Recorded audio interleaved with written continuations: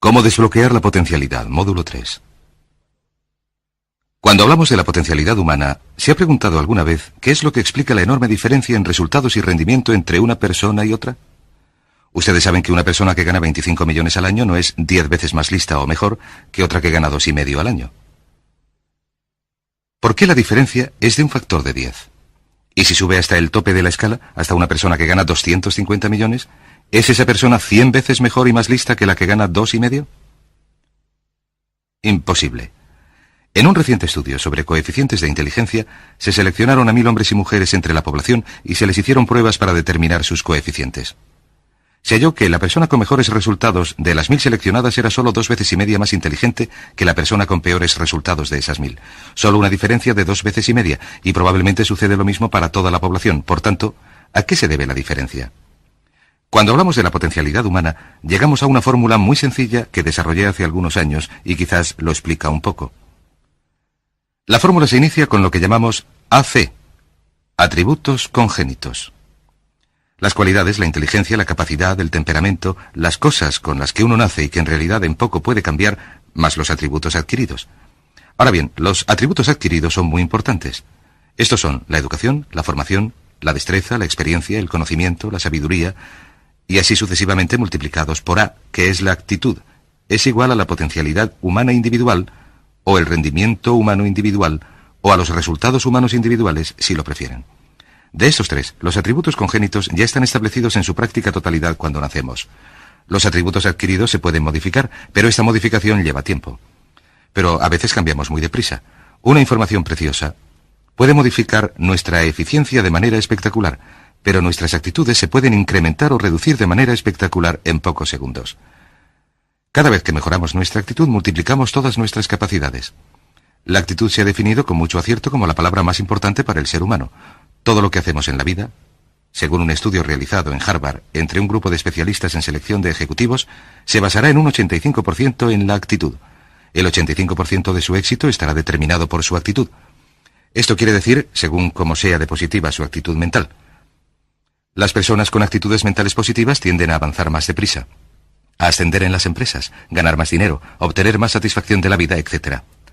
Ahora bien, una actitud mental positiva no significa que usted tenga que ir por las calles bailando y tirando flores. Solamente requiere que aplique una actitud o un enfoque general constructivo a su trabajo, a la vida, a sus problemas, sus relaciones, etc.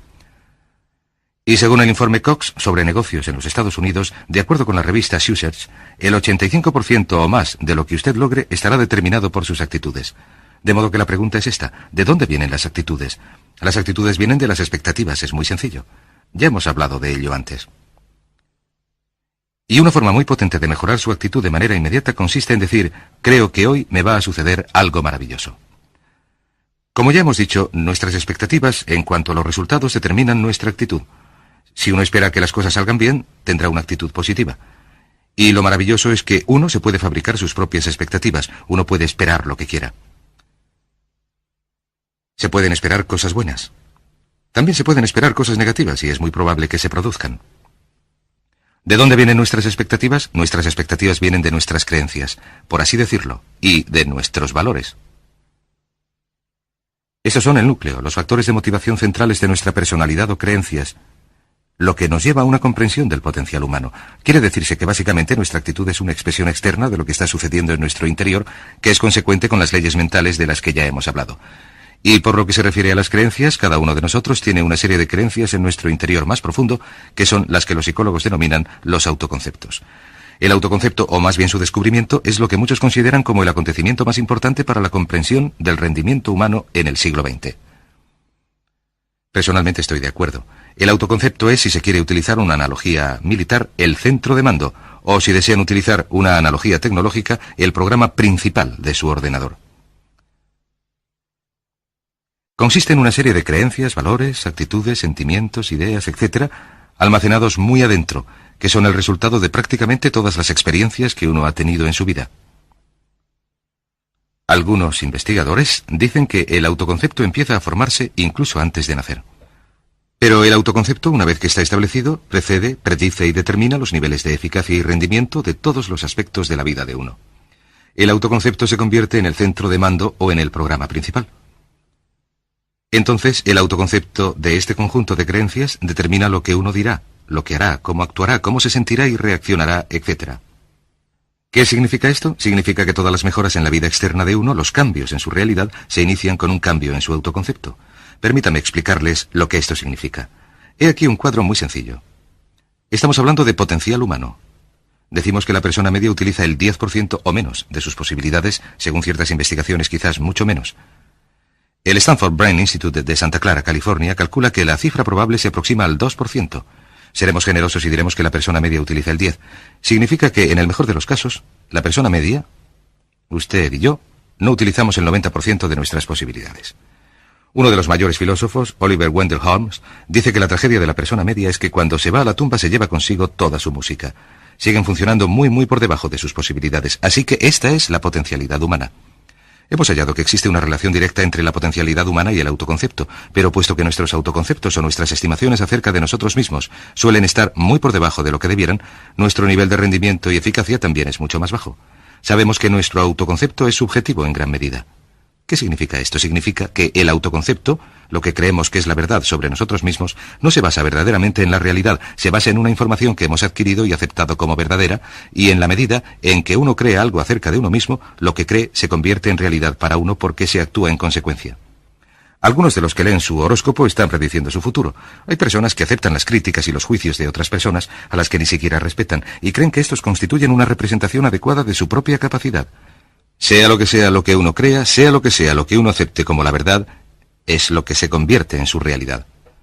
También sabemos que en tanto que adulto uno dispone de varios autoconceptos. Se tiene un autoconcepto en cuanto a la forma de vestirse, en cuanto a lo que uno pesa, lo que uno come, el modo de hablar en público, el tipo de padre que uno es, el tipo de marido o de mujer que uno es, el tipo de amante, el tipo de conductor. Es interesante esto de los conductores. Todos los hombres tienen un autoconcepto muy positivo como conductores. Las mujeres no lo comprenden, pero los hombres nacen con un don inherente para la conducción. Todos los hombres son magníficos conductores. Si no lo creen las señoras que me están viendo, lo único que tienen que hacer es acordarse de la última vez que intentaron corregir la manera de conducir de un hombre. Recordarán que la reacción de él no fue muy positiva. ¿Cómo reaccionamos ante alguien que desafía nuestro autoconcepto, sugiriendo que no somos la persona que creemos ser? Nos ponemos a la defensiva, nos enfadamos, nos irritamos. Resulta difícil llevarse bien con nosotros. Tenemos un autoconcepto acerca de nuestra creatividad, de nuestra inteligencia, lo deprisa que leemos, lo bien o mal que se nos dan los deportes. Si uno practica varios deportes, tiene un autoconcepto para cada uno de ellos. Tenemos un autoconcepto para nuestro modo de cocinar, de educar a nuestros hijos, de limpiar la casa, de los coches que conducimos, etc. Y también tenemos un autoconcepto en cuanto al dinero que ganamos. Es interesante saber que nunca se gana más del 10% más o menos del propio autoconcepto con respecto a los ingresos. Nuestro autoconcepto determina nuestro nivel de ingresos. Este nivel de autoconcepto se denomina la zona cómoda. E incluso, si usted desea más dinero, hallará que la tendencia humana natural en cualquier acción consiste en luchar para situarse en una zona cómoda y permanecer allí, que si usted gana el 10% más por encima del nivel de ingresos de su autoconcepto, experimentará un ansia irresistible por deshacerse del dinero. Lo regalará, lo gastará, lo malgastará, lo dedicará a extravagancias, incluso lo perderá si logra una cantidad suficiente. Cuando a alguien le toca la lotería, en 2 o 3 años después se ha quedado sin un duro. Sencillamente ha quemado el dinero porque la cantidad está muy por encima de su autoconcepto. Si se cae a un 10% o más por debajo del nivel del autoconcepto, se empieza a luchar. Se trabaja más horas, se piensa con más creatividad, se sopesan varios modos de aumentar los ingresos o segundas fuentes de ingresos. La única manera de mejorar cualquier parte de la vida de uno, incluidos sus ingresos, consiste en elevar el nivel de autoconcepto en cuanto a los ingresos, empezando a pensar en uno mismo continuamente como alguien que gana más dinero. Si se desea adelgazar, la única manera de perder peso es pensar como una persona delgada. Empiece a considerarse como una persona más delgada. Si quiere ser una persona más popular y más cariñosa, más sana, empiece a pensar en estas cosas una y otra vez hasta que formen parte de su nuevo autoconcepto. Hablaremos de esto un poco más adelante. Forma parte esencial de la programación de la mente para el éxito. Su autoconcepto general viene determinado por la media de sus autoconceptos en los campos que usted considera importantes. Pues bien, su autoconcepto se compone de 3 partes esenciales. La primera parte del autoconcepto es el autoideal. El autoideal es la persona que más le gustaría ser. Representa su idea de lo que constituye un ganador. Representa su visión o su misión o su ideal de lo mejor que usted puede llegar a ser. Una de las cosas que sí sabemos de las personas con éxito es esta, que las personas con éxito tienen unos autoideales muy claros respecto a quienes quieren ser en el futuro, y las personas sin éxito tienen unos ideales muy vagos. El punto segundo es su autoimagen. Su autoimagen. el espejo interior. Es cómo se percibe a sí mismo en estos momentos en cuanto a su rendimiento actual día a día. El tercer punto es su amor propio. Su amor propio corresponde a sus sentimientos en cuanto a sí mismo. Los sentimientos en cuanto a sí mismo son la fuerza motriz, son el motor, son la potente fuerza de su subconsciente. Son la fuerza interna de su autoconcepto y determinan prácticamente todo lo que le sucede. La mejor definición del amor propio es que usted se gusta a sí mismo. Hasta qué punto se gusta resulta evidente. Cuánto se gusta en tanto que empleado, en tanto que jefe, en tanto que persona que gana dinero, orador profesional, atleta, etc. Cuánto se gusta, su nivel de amor propio, su sensación emotiva general en relación con cualquier aspecto de su vida determina su rendimiento y eficacia en dicho aspecto. Lo que es maravilloso, puesto que uno se convierte en lo que piensa, es que su autoconcepto es maleable, su amor propio se puede alimentar si se repite una y otra vez. Me gusto, me gusto, me gusto, me gusto. Cuanto más repita me gusto, cuanto más lo repita una y otra vez, más crecerá su amor propio. Y cuanto más crezca su amor propio, más se elevará su autoconcepto general. Cuando su autoconcepto general aumenta, usted rinde mejor en todo lo que intenta. Cada vez que se diga me gusto, me gusto, me gusto, me gusto, es como si se estuviera poniendo una inyección de vitaminas psicológicas. Todo lo que ocurra que haga disminuir su amor propio hará que su rendimiento empeore, le hará equivocarse, ser desgraciado, etc. Un punto crítico en relación con el hecho de gustarse a uno mismo, con el amor propio, es que, en primer lugar, nunca puede querer a nadie más que lo que se quiere a usted mismo, que su nivel de amor propio determina la calidad de sus relaciones con los demás. Y el segundo punto es que nunca puede esperar que nadie le quiera o respete más de lo que usted se quiere o respeta a sí mismo. El afecto y respeto por uno mismo determina las actitudes de los demás hacia uno. Todas y cada una de las escuelas de psicología actuales están alcanzando un consenso en el hecho de que el aprecio y la aceptación verdaderos de uno mismo, en tanto que ser humano valioso y útil, producen un efecto sobre todo lo que a uno le sucede, sobre el grado de afecto que siente por uno mismo. Y lo que puede hacer es mejorar su amor propio diciéndose me gusto, me gusto, me gusto, me gusto, me gusto. Esto nos lleva a la pregunta, ¿de dónde viene el amor propio? Hemos hallado que el autoconcepto es maleable en el sentido de que no se nace con un autoconcepto, no se nace con una idea sobre uno mismo, no se nace con una autoimagen ni con amor propio, se nace en un sentido como potencialidad pura. Quizás sea esta la mejor manera de expresarlo. La persona media viene al mundo como potencialidad pura y no tiene ningún autoconcepto. Todo lo que usted es hoy, todas sus sensaciones, sus actitudes y sus valores, los ha tenido que aprender a lo largo de su vida. También sabemos que el niño llega al mundo con una enorme necesidad de amor y de contacto físico. Y como nos lo indica una vasta cantidad de investigación, que necesitamos mucho amor y contacto físico a lo largo de nuestra vida, pero especialmente durante nuestros años de formación, porque cuando somos niños aprendemos quiénes somos, cuál es nuestra valía, si somos importantes, inteligentes, dignos de amor, graciosos. Aprendemos todo esto por el modo de tratarnos nuestros padres. Si nuestros padres, hermanos, tíos y tías, sobre todo nuestros padres, nos tratan como niños verdaderamente importantes, crecemos pensando que somos verdaderamente importantes. Pero si nuestros padres no actúan así, entonces sucede otra cosa. Sabemos que los primeros años de vida son los cruciales para el desarrollo del autoconcepto, que un niño parte desde cero. El niño nace sin ninguna idea acerca de quién es, de su valía. Durante el primer, el segundo, el tercer, el cuarto año de vida, algunos psicólogos creían que este era el caso durante los primeros 5 años, pero ahora dicen que es así durante los 3 primeros. Durante los 3 primeros años de vida el niño aprende quién es. Se dice que si se le da a un niño suficiente cantidad de cariño de alta calidad durante los primeros 3 a 5 años, se le lanza de por vida. Se le monta sobre unos cimientos sólidos de amor propio, confianza en sí mismo, en su valía, en su propio valor. De hecho, existe una relación directa entre la calidad y la cantidad de amor y el desarrollo de una personalidad sana. Cuanto más amor incondicional reciba un niño en esos años de formación, más fuertes serán los cimientos de su personalidad. Por otra parte, prácticamente todos los problemas de psicosis, neurosis, trastornos de la personalidad y problemas de comportamiento tienen su origen en los problemas de fondo del autoconcepto. Ahora bien, podemos volver atrás como adultos. He aquí nuestra personalidad adulta. Volvamos atrás como adultos y podremos corregir los efectos de nuestros cimientos, las fisuras, si lo prefieren, repitiéndonos una y otra vez, me gusto, me gusto, me gusto, e inyectando ese cemento reparador en lo más profundo de nuestra personalidad. Recuerden que los niños necesitan amor como las rosas necesitan la lluvia. Los niños faltos de amor a menudo mueren por este motivo. Es una enfermedad que se llama marasmo.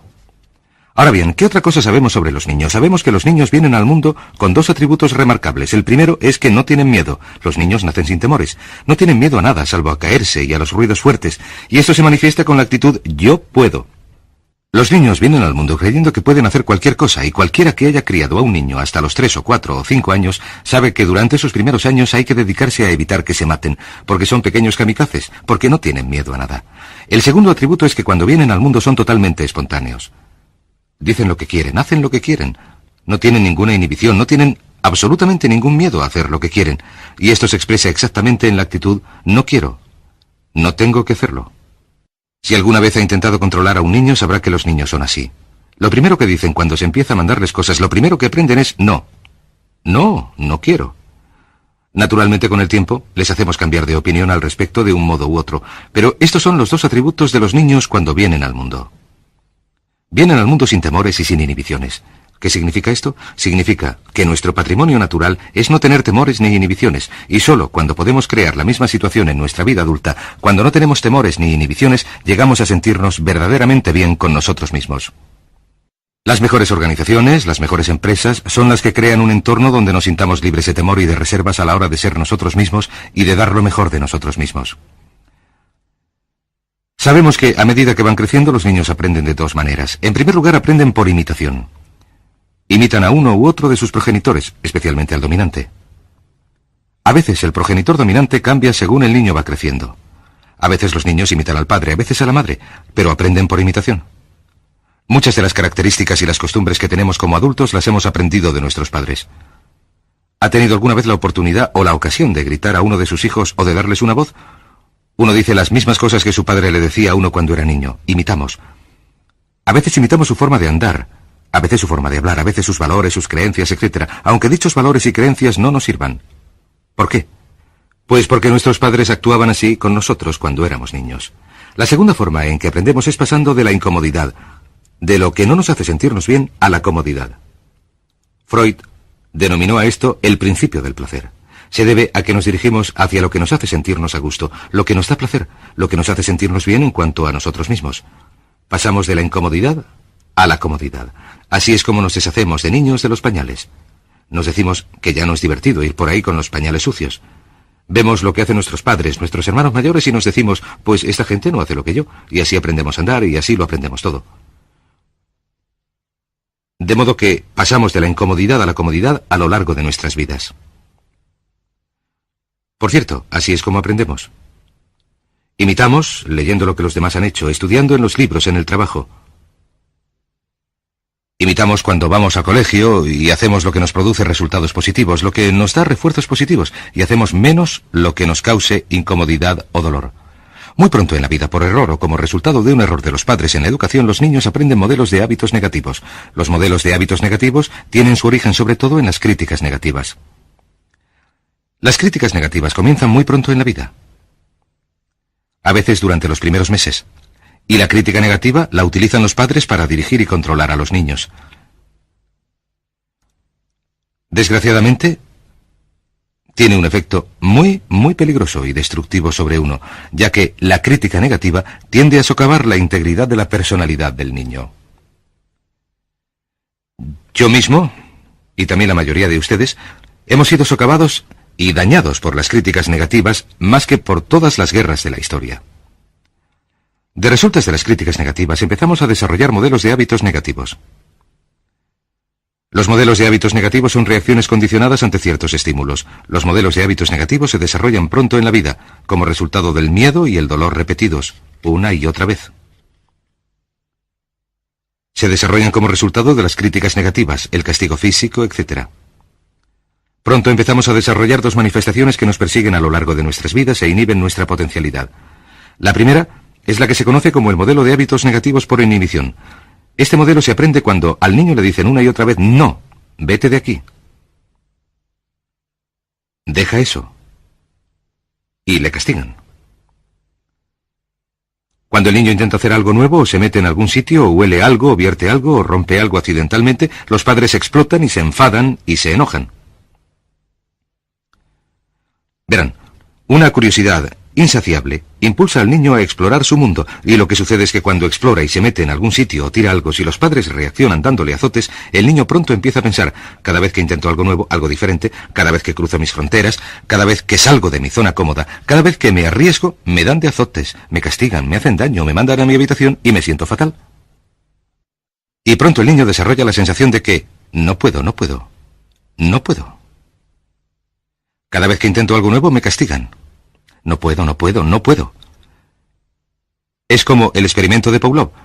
Pavlov tocaba la campana y daba comida a un perro, y el perro salivaba. Y Pavlov tocaba la campana mientras daba de comer al perro.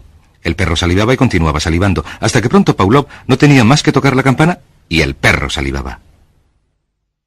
Lo que sucede en la vida adulta es que esto produce lo que conocemos como miedo al fracaso. El miedo al fracaso es una reacción condicionada ante un proceso de críticas negativas que se produce durante los 5 o 6 primeros años de vida. El miedo al fracaso nos impulsa de manera automática. Sentimos ansiedad, tensión, inquietud, sentimos tensión en el plexo solar. Nos dan ganas de retirarnos y alejarnos del acontecimiento, y el miedo al fracaso es la principal razón para el fracaso en la vida adulta. Es la razón principal para que nos reprimamos a la hora de realizar nuestra potencialidad. De hecho, todos los modelos de hábitos negativos se experimentan en el cuerpo físico. Se puede distinguir un modelo de hábito negativo porque, de hecho, se siente en el cuerpo físico. El modelo de hábito negativo por represión, el miedo al fracaso, el no puedo, se manifiesta en primer lugar en el plexo solar. ¿Le ha sucedido a usted alguna vez tener que hablar en público, o tener que participar en una evaluación, o tener que hablar sin estar preparado? Primero siente tensión en el plexo solar. Si continúa el miedo, la situación empieza a respirar con dificultad. Y su corazón empieza a latir más deprisa, empieza a respirar más deprisa, y se le produce un dolor de cabeza parecido a una jaqueca en la parte anterior de la cabeza.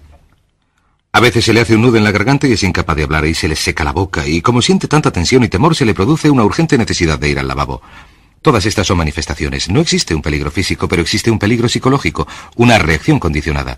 Cuando sentimos esto, tendemos a retirarnos de la situación que lo produce. Este es el motivo para que no logremos demasiado si nos reprimimos. El segundo modelo de hábito negativo es el compulsivo. El modelo de hábito negativo compulsivo se aprende cuando de niños nos dicen una y otra vez: hazlo o verás. Si no lo haces, te la cargas. Se convierte a los niños en recipientes de amor condicionado. No es la intención de los padres, pero lo que hacen es sugerirle al niño que no te quiero, así que no estarás seguro hasta que hagas lo que deseo. El niño crece sintiendo que tiene que hacer lo que quiere mamá. Tengo que complacer a mamá, tengo que complacer a papá. Tengo que complacer a los demás, tengo que complacer a mis hermanos. Con el tiempo tengo que complacer a mis compañeros. Tengo que complacer a mis profesores. Tengo que complacer a todo el mundo. Y crecen con esta cantinela. Tengo que. No puedo hacer lo que quiero, tengo que hacer lo que complace a los demás. Este modelo de hábitos negativos compulsivos, adquirido pronto en la vida, se convierte en un miedo al rechazo. El miedo al rechazo se experimenta en los adultos como el comportamiento del tipo A. Hablaremos del comportamiento del tipo A más adelante en este curso. El comportamiento de tipo A es una necesidad compulsiva o una necesidad compulsiva excesiva de complacer de algún modo sin disponer de unas normas de actuación, de modo que nunca se pueda llegar a lograrlo. El miedo al rechazo nos impulsa, nos hace muy sensibles a las necesidades de los demás. Hacemos lo que quieren los demás, no hacemos lo que nosotros queremos. Siempre estamos intentando complacer a los demás. Nos preocupan las opiniones y los sentimientos y las actitudes de los demás hasta el punto de que nos negamos nuestras propias necesidades. El miedo al rechazo se siente en la parte posterior del cuerpo. Si se divide el cuerpo por la mitad, se siente cómo baja por la parte posterior del cuerpo. El primer punto donde se empieza a sentir el miedo al rechazo suele ser en los hombros y el cuello. Se empieza a sentir como rigidez y tensión. A veces, cuando se tienen muchas cosas que hacer, se siente una enorme tensión en la parte baja de la espalda. Los músculos empiezan a contraerse. A veces se manifiesta como flebitis y varices, y con frecuencia puede producir fuertes dolores en la parte posterior de la cabeza. Las arterias carótidas que transportan sangre a la cabeza, los músculos a su alrededor se contraen y disminuye el flujo de sangre a la cabeza, con lo que se produce un fuerte dolor pulsante en la parte trasera de la misma. Estos dos miedos, los modelos de hábitos negativos, de compulsión y de inhibición, son el resultado de la crítica negativa, la gran destructora de la personalidad que nos atormenta a lo largo de nuestras vidas. Lo maravilloso en este sentido es que, puesto que son modelos de hábitos aprendidos, los podemos desaprender. Podemos superar el miedo al fracaso que nos reprime. Podemos superar el miedo al rechazo que nos hace hacer lo que complace a los demás y no lo que nos complace a nosotros si trabajamos sobre nuestro amor propio. Porque existe una relación inversa entre el amor propio y el modelo básico de hábitos negativos. Porque cuanto más se guste uno, menos temerá el fracaso. Cuanto más se guste uno, menos temerá el rechazo. Cuanto más se guste uno, menos temerá. Y si sigue repitiendo, me gusto, me gusto, me gusto, una y otra vez, si continúa diciéndolo, con el tiempo su amor propio crecerá más y sus temores disminuirán. Cuando aumenta el amor propio, los temores siguen la dirección opuesta. ¿Cómo se hace frente a la crítica negativa si se tiene que criticar a los demás? Pues es muy sencillo. Muchos padres nos lo han preguntado. ¿Cómo se controla a los niños? Una de las claves del control sobre los niños es dirigirles de modo que hagan cosas constructivas, no cosas destructivas. Otra cosa que se ha de tener en mente es que de lo que se trata es de emitir una crítica informativa, positiva, lo que significa que deben decir a los niños lo que pueden hacer o a los adultos lo que pueden hacer para mejorar. Recuerden, la intención de las reacciones de cualquier tipo ha de ser mejorar el rendimiento. Si usted es un padre o un jefe o si participa en una relación, cuando alguien hace algo equivocado o inadecuado, el objeto de cualquier reacción que se le dé es que lo hagan mejor la próxima vez. Sin embargo, existe una relación directa entre amor propio y crítica negativa. Cada vez que se critica a alguien, su amor propio disminuye. Cada vez que el amor propio disminuye, también disminuye la capacidad de rendimiento. Si se critica negativamente a alguien durante un tiempo y con una intensidad suficiente, llega a un punto en el que no intentará hacer absolutamente nada. Se convierte en lo que se denomina personas hipersensibles. Un adulto hipersensible no puede aceptar las críticas de nadie. Un adulto hipersensible es una persona que siente una enorme tensión y ansiedad incluso si solo se le llega a sugerir que no está haciendo lo adecuado. Si tienen que tratar con un adulto hipersensible, la clave consiste en sentarse a hablar con él y recordar 4 cosas. Primero, empiece siempre con un elogio. Segundo, proteja a toda costa el amor propio de la persona. Tercero, que los comentarios sean sobre las actuaciones, no sobre la persona. Hable del comportamiento, no de la persona. Y el cuarto punto consiste en enfocar el futuro, no el pasado. Hable de lo que se hará de otra manera en el futuro, no de lo que sucedió en el pasado. ¿Por qué? Una razón sencilla es que no se puede controlar el pasado. Al no poderlo controlar, cualquier crítica sobre lo que se ha hecho en él produce una enorme tensión y frustración. Resumamos. La clave para el éxito en la vida consiste en una actitud mental positiva. Una actitud mental positiva se basa en las expectativas de éxito, en un conjunto de expectativas positivas. Un conjunto de expectativas positivas se basa en las creencias y el autoconcepto. El núcleo del autoconcepto, lo que determina la eficacia en la vida, es el amor propio, y el amor propio se mide por el afecto que uno siente por sí mismo. Las dos cosas que nos reprimen más son el miedo al fracaso y el miedo al rechazo. De modo que uno de los secretos principales del éxito es este. Conviértase en un organismo en generación perpetua de amor propio. Dedíquese continuamente a hacer cosas para usted mismo, a usted mismo, en su vida, que puedan hacer que se quiera, que se ame, que se acepte, que se respete, que le hagan encontrarse estupendo. Si es un jefe o un padre, recuerde que la clave para un rendimiento óptimo en su hogar y en su trabajo consiste en que la gente se considere estupenda. Cuanto mejor se encuentre uno, cuanto más se quiera, más fácil será hacer que la gente que le rodea se quiera, se ame, se acepte y se respete, y así se creará un entorno de rendimiento óptimo. Este es el punto de partida para los grandes éxitos y logros en la vida. Así que repítase una y otra vez, me gusto, me gusto, me gusto, me gusto. Me gusto.